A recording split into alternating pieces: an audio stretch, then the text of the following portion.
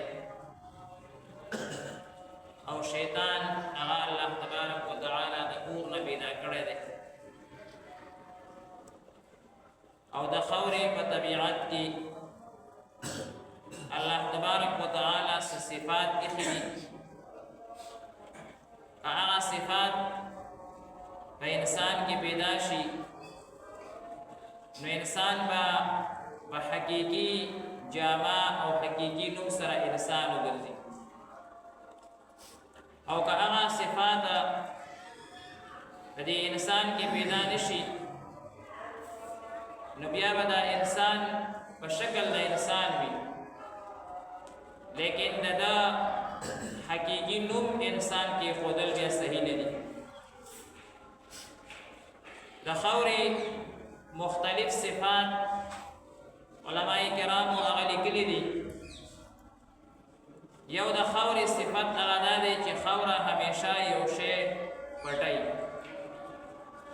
د خاورې په صفت کې دا دی چې دا یو سیس پټي خلک چې کله انسان وفات شي نو هغه په خاوره کې پټ کړي دغه انسان د بدن ټوله ګندګي او دغه آینده کې بیا خرابېدل او بوی کول هغې نه بیا ټولو ته نفرت ورځي د انسان د هر سیز دا ګندګي او دا بوی دا د خاوره ځان کې پټ دغه شان دی چې څه رنګه وغیره وي سرمن وي یا ګندګي وي خلک په خاورې ور واچوي او هغه په خاوره باندې چې کوم دی نو پټ شي او څه زمانه پس هغه ځای نه بلکل هغه نوم ختم شي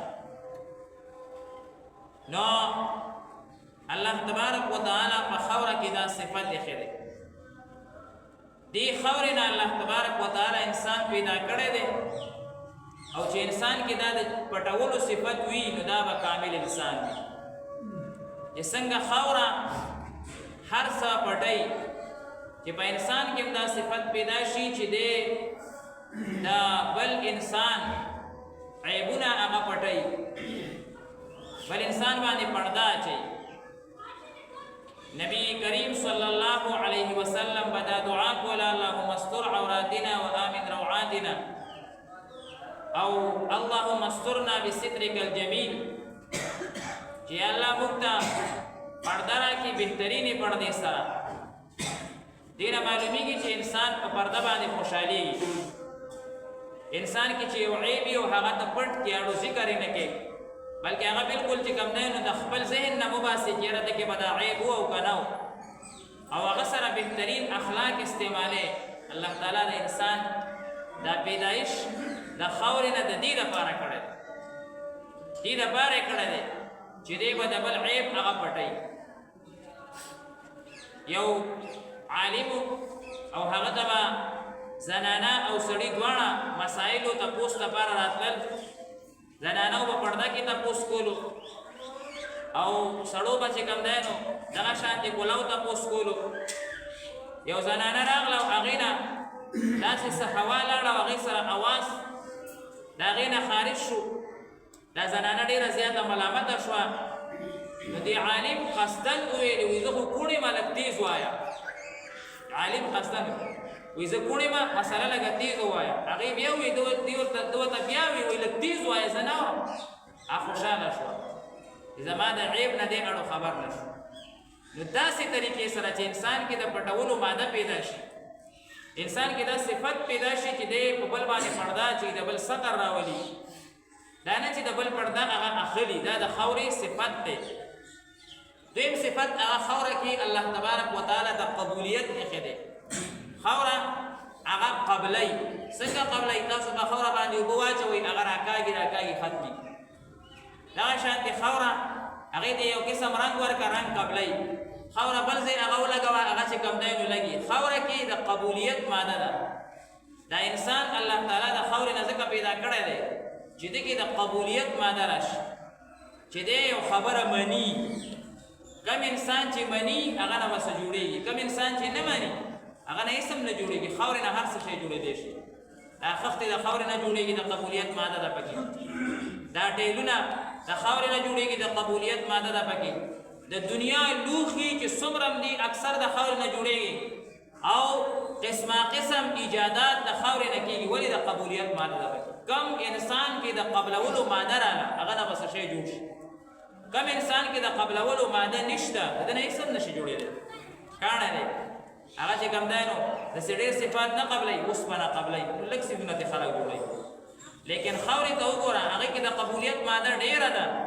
نو بیا د خاورې نه جوړ کړي شوي څیزونو ته مه ګوره، اکثر څیزونه هغه د خاورې نه جوړېږي. دریم صفت په خاوره کې هغه دا دی چې خاوره هغه تربیت کوي، نشونما. انسان الله تعالی د خاورې نه ځکه پیدا کړی چې دا انسان کې به هم دا صفت وي چې دی به نشونما کوي، تربیت به کوي، د خپل ځان به هم تربیت کوي، د خپل اولاد به هم تربیت کوي، د نورو د تربیت به هم چې کوم دی نو فکر کوي. الله تعالی په دې خاوره کې دا صفت یې ښه خاورې ته تا چې کوم دی نو څه ګنده څیز ور واچوه هلته دومره بهترین څیز راوباسي. خاوره باندې خلک ګندګي او سوټي او څه او څه هغه ور واچوي، هغه ورته په بدله کې څه ورکوي؟ ګلونه ورکوي. دا د خاورې نشونما او تربیت دی. خاوره کې تخم واچوه هغې نه بهترین ګلونه پیدا شي، خاوره کې تخم واچوه بهترینه سبزي پیدا شي، خاوره کې یو شی نال که بهترین بوټی دې نه هغه جوړ شي. دا د خاورې صفت دی. تربیت کوي، تربیت. نو خاوره کې تربیت پروت دی. یو انسان کې چې د تربیت ماده وي، په خپله د خپل ځان تربیت، د خپل اولاد تربیت، د خپل اهل و عیال د ملګرو د ګیر چاپیر د ماحول د جوړولو د تربیت، دا صفت چې کوم انسان کې وي دا حقیقي انسان دی. او بل څلورم صفت په خاوره کې عاجزي ده. خاوره یو عاجز شی دی او د دې عاجزۍ د وجه نه الله تعالی د دې خاورې نه ټولې دنیا ته لګیا دی رزق ورکوي. کم انسان چې عاجز شو ټولې دنیا ته به دې فایده میلاو شي. خاوره عاجزه ده، خاوره په بره باندې نه ځي، خاوره ځان ته لویه نه وایي، خاوره دا نه وایي چې زه دا قبلوم او دا نه قبلوم، خاوره دا نه وایي ما کې کنده ولې کې، خاوره دا وایي ما پلانکي ځای کې ولې، خاوره دا نه وایي ما په اور ولې سوځې. خاوره هر څیز قبلوي، عاجزه ده. طبیعت کې عاجزي پرته ده. وګوره ټولې دنیا ته فایده میلاوېږي، ټولې دنیا ته چې رزق میلاوېږي د ځمکې او د خاورې نه میلاوېږي. دغه خاوره کې الله تبارک وتعالی عاجزي کې خو ټولې دنیا په سیرابي حاصله کړي.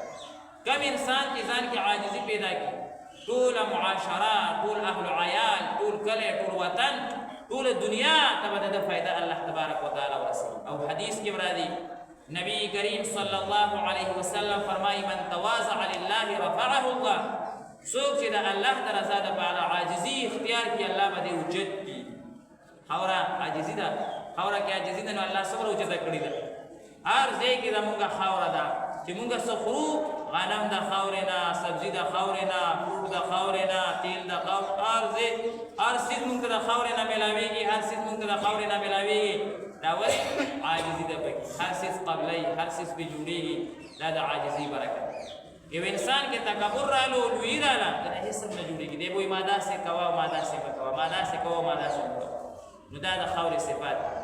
او دغه څلور صفات د خاورې چې ما تاسو ته ذکر کړه دا په اور کې نه وو، نو د اور څه فایده؟